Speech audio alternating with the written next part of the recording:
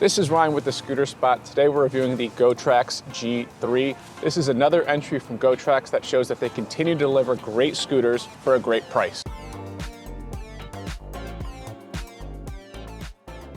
Starting off with the price, the G3 comes in at $400, making a budget mid-range scooter. GoTrax has been the king of budget scooters for a while now, and they continue to do so with the G3, as it's $50 to $100 less than the nearest similar competitor. And I always talk about GoTrax as being a budget brand, but really, even though the price is low, the quality of the scooter is not low. Starting off with the whole experience, once you get the box in the mail, you'll see that it has the nice GoTrax branding on it, has some images, it has some product specs. And you know, it's a nice customer experience to get to see this and get excited about the scooter. Then once you actually open up the scooter, put it together, you can right off the bat see, even taking a quick glance at it, that has a high quality design. You can see that the body here is made out of heavy duty steel and aluminum, whereas a lot of similarly priced competitors are made out of plastic and aluminum. And then even looking at the tiny details like the welding, we can see that they put a lot of care into the construction of this vehicle.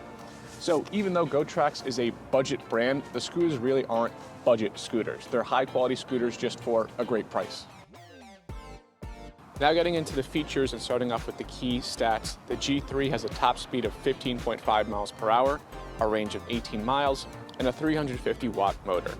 The speed and range are pretty standard for this price range, but where the G3 excels is with the 350 watt motor.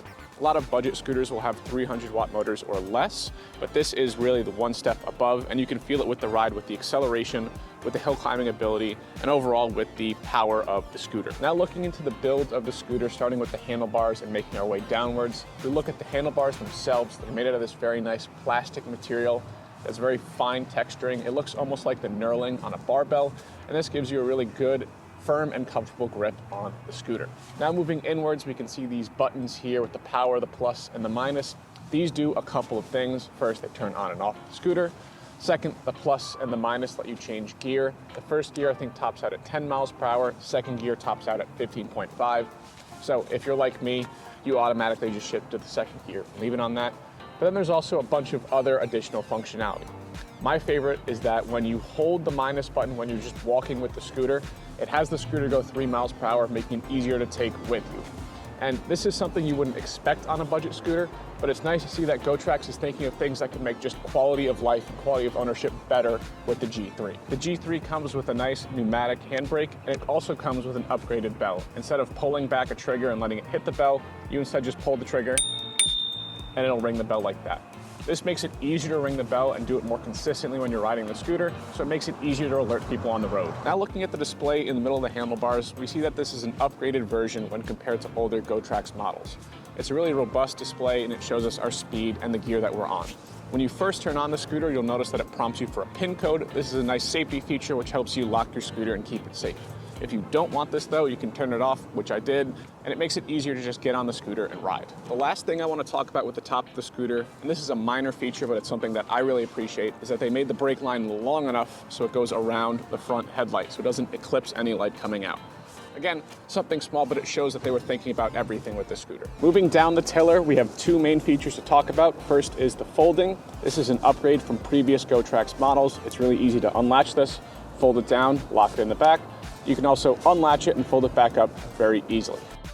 Second, we have a nice built-in wire lock. So this makes it easy to lock up your scooter. No matter where you're going, you don't have to carry around another lock. I know some people in the comments are gonna say you should use a U-lock, you should use a chain lock, some kind of heavy-duty metal lock. But this is nice to have, especially for me. I live in Charlotte, which is a relatively safe area. I feel confident using this lock.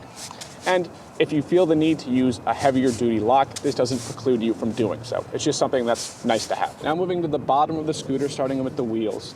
The G3 comes with 8.5-inch air-filled tires. I found that this gives me a pretty smooth ride, and I really had no issues riding over smooth streets, bumpy sidewalks, or brick trails. Overall, the ride was pretty smooth no matter where I was. Now looking at the deck, when I measured it, the width was 6.5 inches wide, and when I measured the real amount of foot space you had between where the stem ends and the back wheel starts, I had 17.5 inches.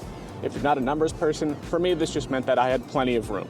I had no issue getting both my feet on the scooter when I was riding, and I felt completely comfortable during the whole ride. Now talking about the ride a little bit more, I found the G3 to be smooth, consistent, and pretty high powered. You get the smoothness from the air-filled 8.5-inch tires, Air-filled tires are always going to give you a smoother ride than solid tires, and I found this to perform well on pretty much any surface. You get the consistency from the way that it monitors the speed.